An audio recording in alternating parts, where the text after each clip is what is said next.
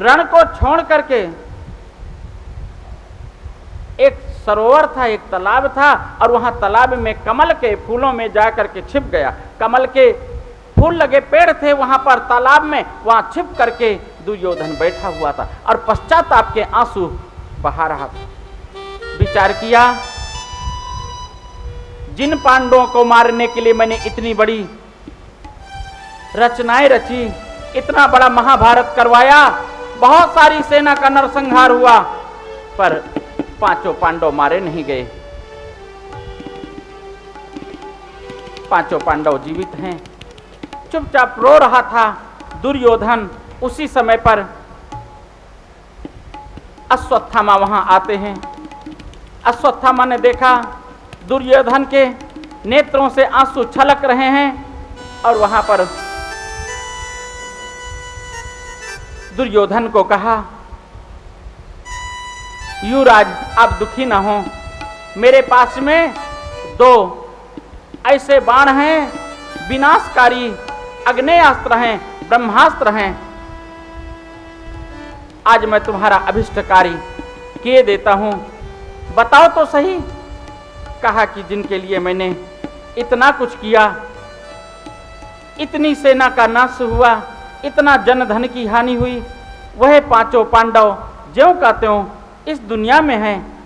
कहा कि आप चिंता मत करो, आज की रात्रि पांडवों के जीवन की आखिरी रात्रि होगी। कहा ठीक है।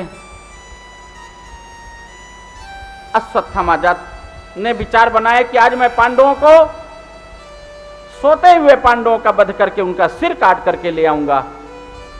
भगवान देवकी नंदन प्यारे श्याम सुंदर ने जहां पर पांचों पांडव सोते थे, उन पांचों पांडवों को कहा कि आज तुमको यहां विश्राम नहीं करना है। उसकी जगह पर द्रौपदी के 5 पुत्रों को सुला दिया, क्योंकि जो द्रौपदी के 5 पुत्र थे वो श्रापवत इतनी ही उम्र लेकर के आए थे और उन्हें जाना ही था, अल्पायु थी। भगवान ने एक कारण बना दिया, इसके पीछे कथा है। भगवान श्री कृष्ण ने 5 पांडवों का स्थरण करवा दिया।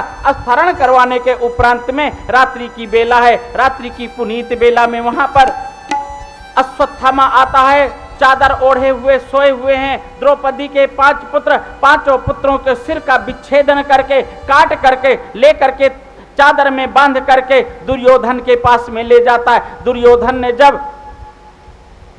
दुर्योधन के पास में जा करके रख दिया कि मैंने तुम्हारे संताप को दूर कर दिया। आज सदा सर्वदा के लिए तुम्हारा जो शत्रु थे 5 पांडव, मैंने उनका वध करके 5 सिर लेकर के तुम्हारे पास में आया।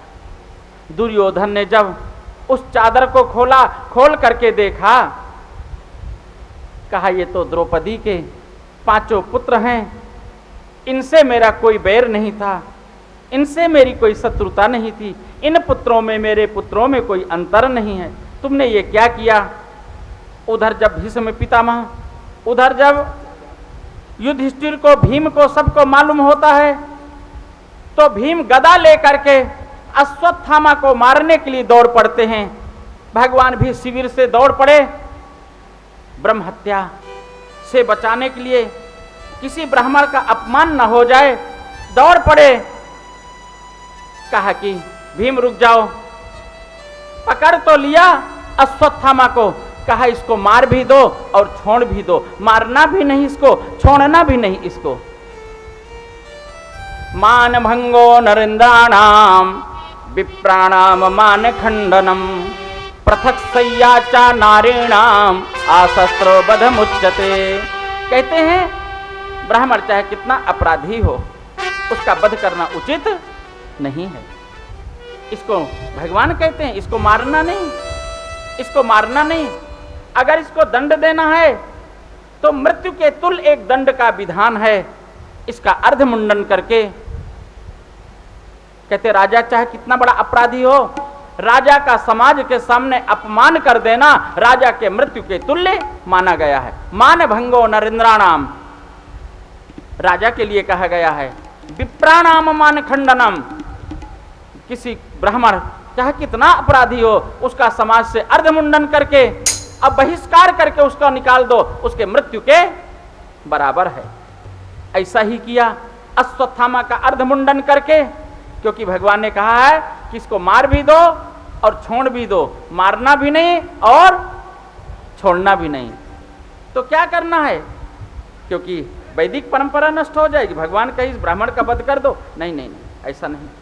उन्होंने अर्धमुंडन करके मस्तक में लगी हुई मणि को निकाल लिया और अपमानित करके अश्वत्थामा को निकाल दिया। अश्वत्थामा जब वहां से गया बहुत अपमान संजोए हुए, बहुत पीड़ा संजोए हुए था तो अपराधी, पर उसने सोचा एक मेरे पास में अग्नेयास्त्र है, ब्रह्मास्त्र है, अब मैं पांडवों के जो लास्ट बीज बचा हुआ है अर्थात लास्ट अंश है उत्तरा के गर्भ में, जो इनके कुल में और कोई तो है नहीं, पांचों मारे गए पुत्र और कोई नहीं है, मैं उत्तरा के गर्भ को नष्ट किए देता हूं। वहां कृतिका का ब्रह्मास्त्र का प्रयोग किया।